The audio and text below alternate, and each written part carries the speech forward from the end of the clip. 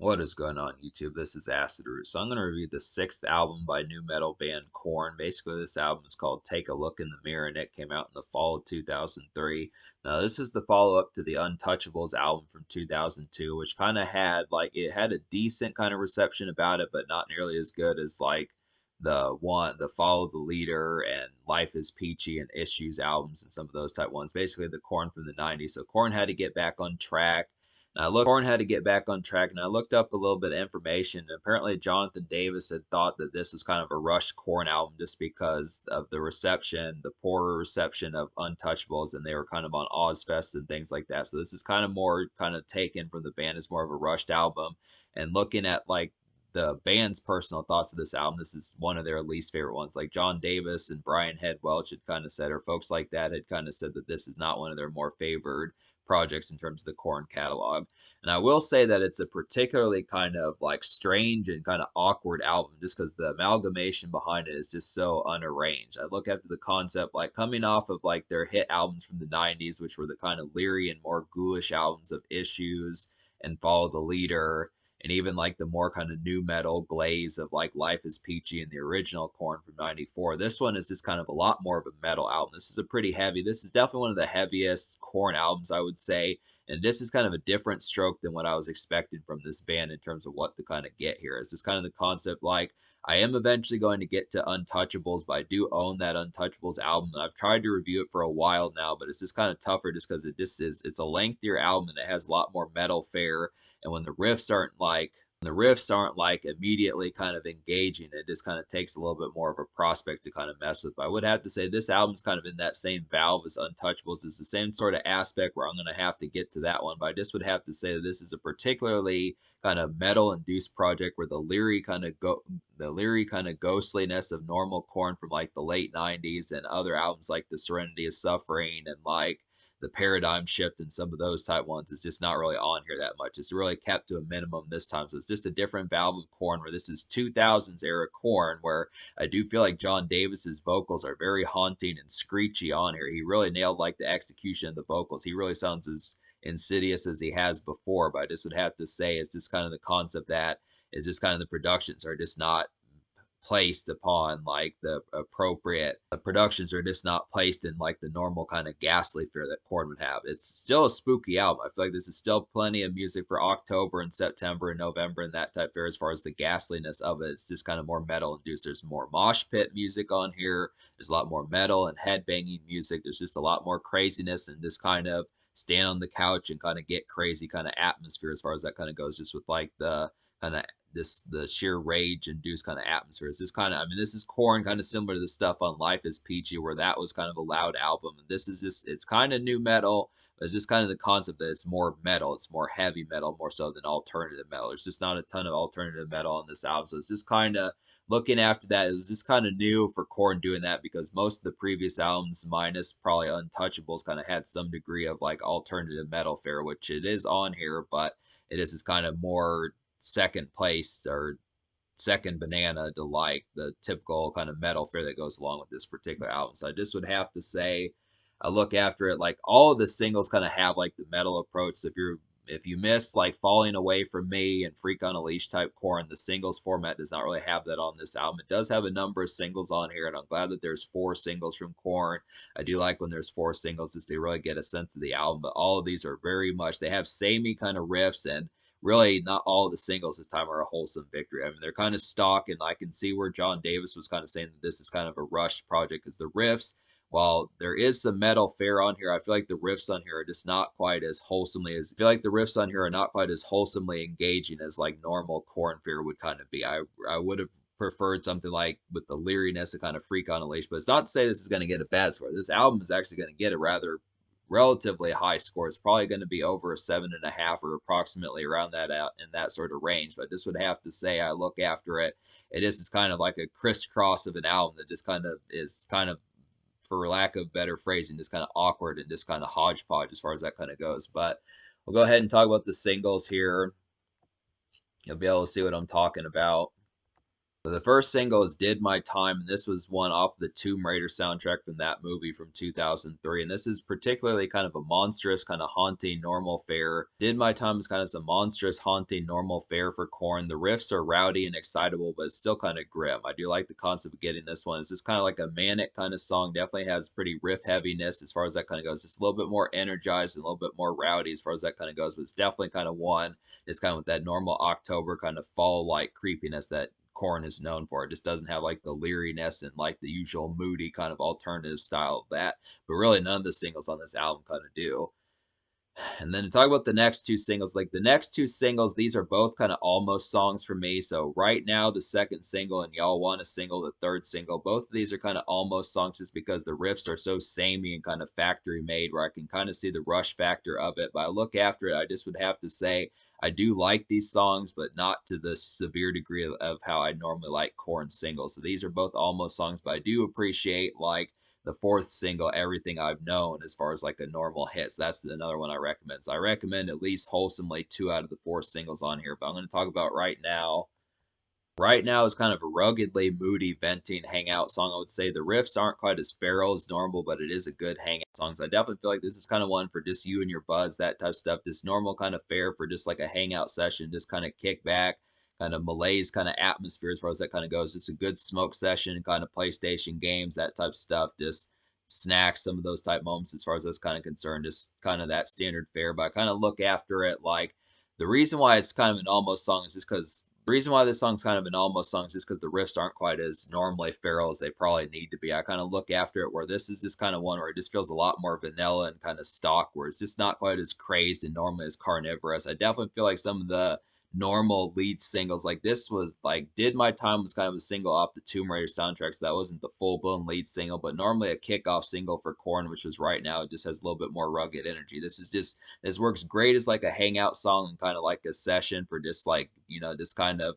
fraternizing and that type of stuff. I would have to say, minus like fraternizing, it just is not really that carnivorous a song in terms of like the normal kind of like feral kind of ghastly kind of fear that Korn kind of has. It's more of like a social one, I would say, but this kind of almost for me. And then Y'all Want a Single is the third single. And this is another almost song. All Want a Single has got some vanilla riffs and standard outdoor party fare about it, I would say. The hook is pretty crazy, but it's just kind of a more regular song in terms of like Korn approaches as far as that kind of goes. Just another kind of social and hangout kind of song as far as that kind of goes. Just another one is for the buds and kind of fraternizing and that type of stuff, but it's just very vanilla. I feel like the riffs on here are just not quite as damaging as they normally would be with some of their other metal songs. Can't think of them really offhandedly, but just to kind of think when you think of like, oh, like Shoots and Ladders or Blind or some of those type ones. I mean, these are kind of more metal songs. These are not really, like I was saying, these are not really like the typical kind of leery alternative metal ghastliness that they've been doing in like the 90s, but this is just more metal induced, and the riffs is with them being so standard and stock, it just kind of makes it for just like a standard kind of regular day, regular afternoon or evening kind of dap getting song just to kind of have, just to let the music crank and have it kind of be more white noise and background music as far as that's kind of concerned. It's just not outlandish to the point where it's like, oh, what the hell is this type stuff, as far as that kind of goes. But it is a nice one. So it's a decently nice one. The fourth single is Everything I've Known, and this is a pretty dusky and dissonant, moody gem. I would say it's some good autumn music, and it's revved up Korn on their usual hit kind of fare. So this is definitely something from like 90s Korn kind of fare. This feels like similar to Falling Away From Me and songs like that, like Make Me Bad and some of those type ones. It's the more moody Freak on a Leash and Got the Life, some of those type tunes as far as that kind of goes. It's a little bit more dusky and dissonant, I would have to say. Really, they needed more songs like this. I know that they didn't want to get this style too played out as much because this is definitely some gleaming stuff from Korn, but this is just kind of such a small, kind of really seldom talked about kind of song. This one's just kind of underappreciated in a lot of ways and definitely deserves more shine. I just would have to say it just works extremely well.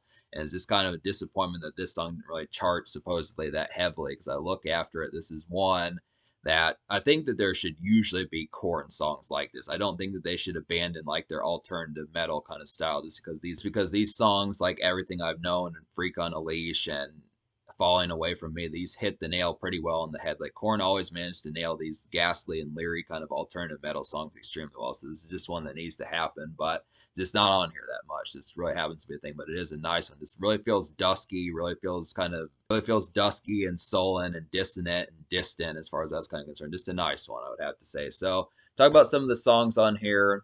To talk about some of the songs on here, there's 13 songs on this album, and out of those 13, I wound up recommending 7 plus 2 almost songs. So the 7 songs I recommend would be Did My Time, Everything I've Known, Here It Comes Again, Deep Inside, When Will This End, I'm Done, and Break Some Off. And the 2 almost songs, which we've talked about, are Right Now and Y'all Want a Single. So that's basically approximately 9 out of 13, which is the reason why this is just kind of an outlandish, offhanded, kind of awkward album in terms of like the concept, of it, just because it's not common that almost songs are singles for me. So that's just kind of the concept for me, liking half the singles and at least halfway liking the other 2 singles is kind of odd, but the amalgamation behind it. Talk about some of these, like there are a couple leery songs on here that I did really appreciate, like one of which would be Break Some Off. Break Some Off is kind of a ghoulish specter-like gem, I would say. The eerie factor is very high on this song, and it's also got a great mosh chorus. So this is kind of like Korn really keeps the mosh energy on this particular album. They really want you to headbang and kind of get crunk on here, which is a great thing. But this is kind of like typical Issues era and Follow the Leader era Korn as far as that kind of goes, but it has some mosh energy, but it is pretty ghoulish and specter like. I definitely like that one. Yeah, you definitely need to mess with Break Some Off just because the overall ghoulish and spec like feel of it. It's definitely a shining one on this album, one of the best ones to kind of get. That's definitely one. But another similar one to that one is I'm Done. I'm Done is like some vintage Issues era Korn, I would say. It's got some it's an eerie alternative bop, and it's a ghostly and very solid album cut, I would say. So this is just another good one to kind of have for that classic late 90s kind of Korn as far as that kind of goes. Definite highlight. And then there's some metal ones on here, like When Will This End is a particularly nice one. And When Will This End is a nice one. This is kind of a tittering, creepy jive of a song. It's some nice evening bop-ish air, I would say, and it's very grim for standard metal. So when you think of like metal as far as that kind of goes, this is just where Korn kind of has the creepiness factor without the usual leery kind of alternative metal type stuff that they do, like they're known for, like on Freak on a Leash and some of that type of stuff. But it just very much has like a jittery kind of creeping type feel about it. Just very much like the riffs on here are just very like exuberantly good as far as that's kind of concerned. Definite nice one. Deep Inside is kind of a great headbanging track. This is a nice, gnarled, and noisy party starter, I would definitely say, and it's just kind of a different side of Korn. This is kind of one that's just more of like a mosh and kind of headbanging one to definitely kind of have for like a good get the riffs up and rageous and kind of party starting type fare. It's just different from normal Korn type fare because they usually are more leery and haunted and spooky and that type of stuff. But this is one where they kind of crank up the energy and really get crunk a little bit. And this is definitely a good one for doing that. Just the raucous kind of energy. And then Here It Comes Again.